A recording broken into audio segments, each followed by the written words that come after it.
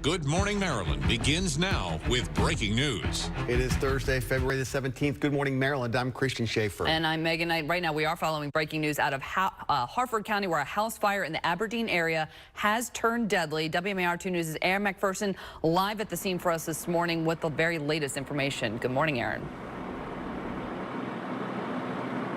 Good morning. Well, the latest information that we just received, the State Fire Marshal's office just released information that one person did die in this morning fire. Now, we are here on Manor Court in Aberdeen. Now, this is in Harford County, right off of Route 22. And as you can see, this home is destroyed. This is just the front angle of this house. And on the back end, there really is no more wall. It's all like it is at the top of this home right here. But there are several fire crews out here right now investigating. So we do not know exactly what caused this fire, exactly what happened. So we are waiting to hear some of that information, but there are several crews here trying to figure that out. And as you can see, there is still some smoke billowing from the top here. So the crews are just making sure that this fire is completely out. And there is a good amount of distance between the homes here, so there's not a concern of fire spreading or anything of that nature. But it is still a very active scene right out here right now. Several crews out here trying to figure out exactly what happened, but we do know that one person did die in this morning fire, and it happened just after 2 o'clock this morning. So we'll be sure to check back in with you a little bit later here on Good Morning Maryland. For now, we're live here in Aberdeen. Aaron McPherson, WMAR 2 News. Okay, Aaron, thanks very much for that. Yeah, we'll check back in with Aaron on the breaking news throughout the morning here. Right now, we've also got Liz Drabick standing by with time safer traffic, and Chief Meteorologist Lynette Charles is in for our first look at the forecast for your morning. Good morning, Lynette. Good morning, Christian. We're going to start you out with temperatures. This is 95 south, bound for the 895 split in Rossville. Christian, Megan, hi, and good morning. All right, good morning, Liz, and welcome back. Thank you very much. Baltimore City Police are investigating a series of shootings that took place within an hour of each other last night. In all, 6 people shot. 2 of them, said to be young boys, died from their injuries. Around 6:20 last night, police were called to Gelston Drive. That's a few blocks north of Edmondson Avenue and just south of Gwynns Falls Park. The actual ages of the 2 victims who died have not been released. Police also found a 15-year-old boy there on Gelston Drive who'd been shot in the leg. Officers applied a tourniquet until medics arrived and taken him to the hospital. No word on his condition. At around the same time, city police were called to another shooting in the Douglas Homes housing complex near Johns Hopkins Hospital, the other side of town. A 26-year-old man was shot there several times. Crews rushed him to the hospital as well. About an hour before those 2 shootings, police were investigating 2 more shootings that happened in southwest Baltimore, both of them near Wilkins Avenue, one on Cole Street, the other on South Fulton. Those scenes just a couple of blocks away from each other. City police say they are not sure if this was one double shooting or 2 separate shootings. Both men were taken to the hospital. Their conditions not known at this time, but because of the severity of their injuries, homicide detectives are investigating. And again, all those shootings happening within an hour of each other last night, most of them in southwest Baltimore, but there was that other shooting on the other side of town in the Douglas Homes. Police Commissioner Michael Harrison went to the scene where those 2 young boys were shot and killed last night. He said detectives are working to determine whether any of the recent shootings are related. There's been no arrests in any of them. And there has now been 49 murders in Baltimore City in the year of 2022, which is an average of more than 1 per day. WMAR 2 News is putting the focus on those victims. We have created a special gallery with the names and faces of many of the victims of violence in Baltimore City. You can find that at WMAR2news.com/notjustanumber. Well, several years and several police commissioners ago, the Baltimore City Police Department hoped a surveillance plane flying over the city and recording all the activity below might help solve more crimes, but that program was discontinued after a controversial start and restart. Now all the data collected by that plane is going to be destroyed. The department launched the Air Pilot program back in 2016 without notifying anyone. Once it did become public, there was an outcry over concerns about privacy. The Maryland ACLU sued the police department in April of 2020 over the program, calling it unconstitutional. June of last year, judges on the U.S. Court of Appeals in Richmond, Virginia, voted 8-7, agreeing that the surveillance plane program was unconstitutional. Now the city has agreed to settle that lawsuit, and as part of the settlement, all the data collected by the program will be destroyed. Some of it will be kept until it can be used in active criminal prosecutions. Then it has to be destroyed. We've got the full transcript on the settlement on our website, WMAR2news.com. All right, taking a look at the latest COVID metrics. There are now fewer than 700 people in hospitals in Maryland with serious cases of the virus. Just 1 month ago, there were more than 3,000 people hospitalized with it. The rate at which people are testing positive for COVID-19, that is also down. It dropped by more than 1/4 percentage point. And for the third straight day now, fewer than 500 new cases of COVID-19 were reported around the state. A lot of improvement in those numbers. And now a local school board has voted to end the mandate that masks must be worn inside school buildings. Yeah, Anne Arundel County is the first county in Maryland that is both willing and able to lift that mask mandate. WMAR 2 News' Dave Detling spoke with parents after that decision was announced. So this was a big surprise that it actually did pass tonight. They took a vote before even having public testimony. I don't remember a vote like that before on a contested issue. Many parents and guardians in Anne Arundel County schools are celebrating what they believe is a win for parents' choice. Mr. Silkworth? Aye. Ms. Frank? Aye. The district's Board of Ed voted to lift the mask mandate. Starting February 18th, it'll be optional for students and staff. Thank you. However, masks are still mandated for bus rides at all schools located on Fort Meade. This is what parents have been fighting for since the beginning, a chance for students to lower their masks and get back to learning. Parental choice is the #1 thing we're asking for in this. If you want your child to continue to wear a mask to school, if they have a health issue or something like that, then as a parent, I support that all the way, but allow me to make the choice of what's best for my child. I think it's over. I think it's time to move on to life. Let people see your smiles again. And that was Dave Detling reporting. Now, one county that would like to lift its mandate, but at this point is not allowed to, is Carroll County. Well, now that county school board is taking legal action.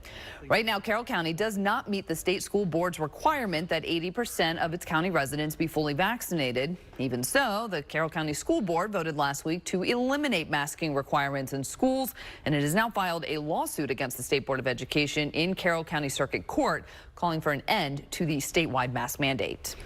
Another off-ramp that would allow county school districts to lift a mask mandate is based on the transmission level of COVID-19 cases. And according to the State Board of Education, a jurisdiction must sustain 14 consecutive days of moderate or low transmission in order to eliminate the mandate. So no counties in our state meet that requirement at this time. All the counties in red, in fact, are considered high levels of transmission. So in our area, it's Carroll, Cecil, Harford, and Howard counties, all with high transmission rates. The CDC lists Anne Arundel and Baltimore counties, as well as Baltimore City, a little bit below that with substantial transmission rates. State Board of Education is scheduled to meet on Tuesday of next week to talk about the COVID protocols in the state's public schools. But again, that new information from Anne Arundel County, as of tomorrow, no masks allowed. They are optional. In schools there. 4:39 right now. When we come back on Good Morning Maryland, check out the forecast and the roads with Lynette and Liz. Plus, Major League Baseball lockout means that the Orioles haven't been able to put a team out on the field yet, but they are still looking to add pieces. We've got that story coming up. Download the WMAR 2 News app. Search WMAR in your app store. All right, it is 4:43 right now. The Orioles should be in Sarasota, Florida right now. Thinking warm thoughts. Thinking warm thoughts, but unfortunately the start of spring training has been delayed because we're still dealing with the Major League Baseball labor dispute. Yeah, you got a chance, though, to work for the Orioles. Okay. Assuming there's a season this year. Whenever the season does get started, there's a job fair at Oriole Park today. They got to fill the game day positions. Grounds crew, the event staff, the guest services. Job fair is going to be at Oriole Park club level. Park for free in Lot A right outside the stadium. You do have to show proof you've been vaccinated and wear a mask indoors today. And if you do get hired, there's a chance to win a trip for two to Major League Baseball All-Star Game in Los Angeles. Job fair runs between 3 and 6 today. Lynette, I have never had a negative interaction with any of the workers at Camden Yards. They're all just, it's great. Yeah. So I think you kind of need a positive attitude to get one of the games. I love the game. That probably helps a little bit too. I would think so.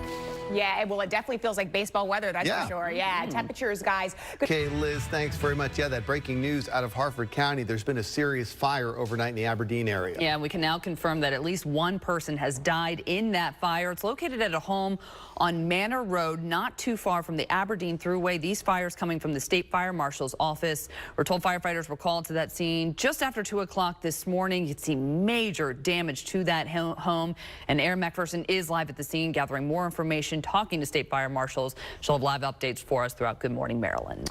It is 4:48 right now. The trial of 3 former Minneapolis police officers charged with violating George Floyd's civil rights will continue today. Some tense moments in court on Wednesday with one of those former officers on the witness stand. Ex-officer Tao Thao snapped at the prosecutor, who asked him why he did not tell Officer Derek Chauvin to take his knee off George Floyd's neck. Thao said, quote, "I think I would trust a 19-year veteran to figure it out." End quote. Thao and the other officers, J. Alexander Kung and Thomas Lane, are each charged with deprivation of rights under color of law. The 3 are being tried together in federal court there in Minnesota. As for Derek Chauvin, he's already pleaded guilty on his federal charges after being convicted of murder and manslaughter in a state trial in Minnesota last year.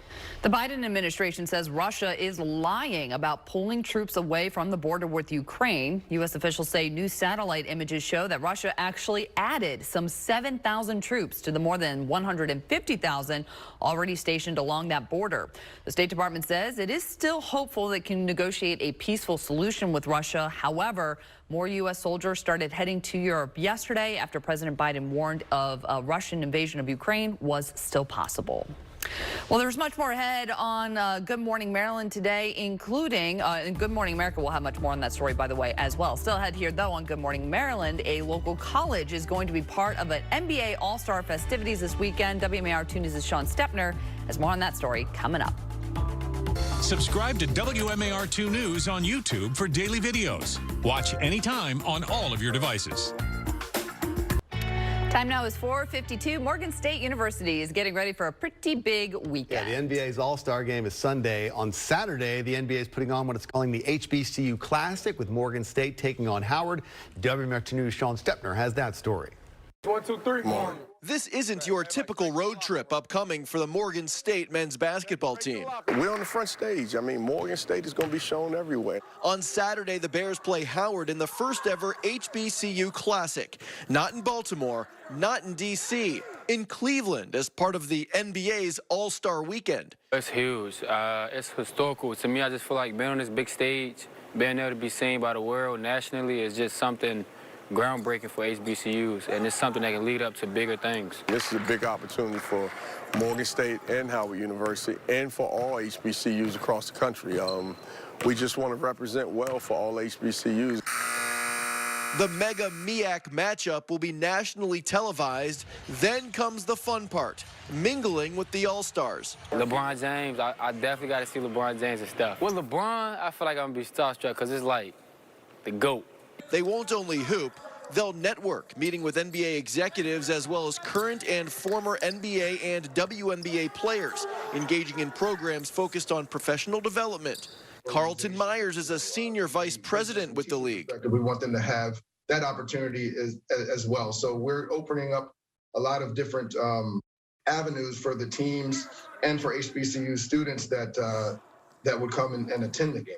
Myers tells me the league's goal is to make the HBCU Classic an annual event. After the game, the Bears plan to stick around and watch the NBA skills competition, three-point, and dunk contest. That will be a lot more pleasant if they grab a victory. It's a great experience just to be in that atmosphere.